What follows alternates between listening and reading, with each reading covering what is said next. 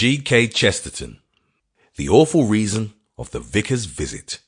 Narrated by Carl Mason. The revolt of matter against man, which I believe to exist, has now been reduced to a singular condition.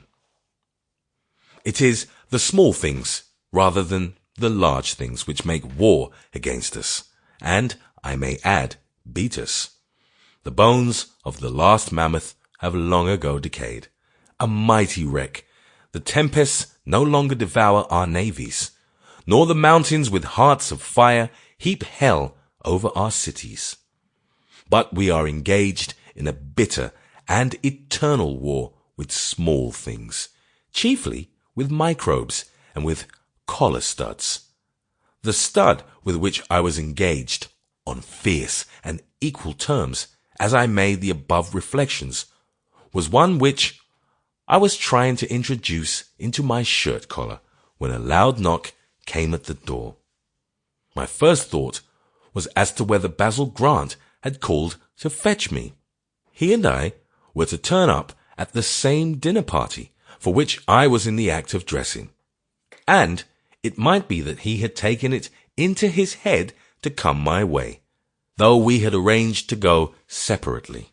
It was a small and confidential affair at the table of a good but unconventional political lady, an old friend of his. She had asked us both to meet a third guest, a Captain Fraser, who had made something of a name and was an authority on chimpanzees. As Basil was an old friend of the hostess, and I had never seen her, I felt that it was quite possible that he, with his usual social sagacity, might have decided to take me along in order to break the ice. The theory, like all my theories, was complete, but as a fact, it was not Basil. I was handed a visiting card inscribed, Reverend Ellis Shorter, and underneath was written in pencil, but in a hand in which even hurry could not conceal a depressing and gentlemanly excellence, asking the favor of a few moments' conversation on a most urgent matter. I had already subdued the stud, thereby proclaiming that the image of God has supremacy over all matters, a valuable truth, and throwing on my dress coat and waistcoat, hurried into the drawing-room. He rose at my entrance, flapping like a seal.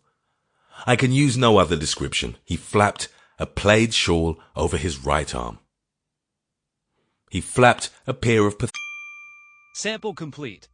Ready to continue?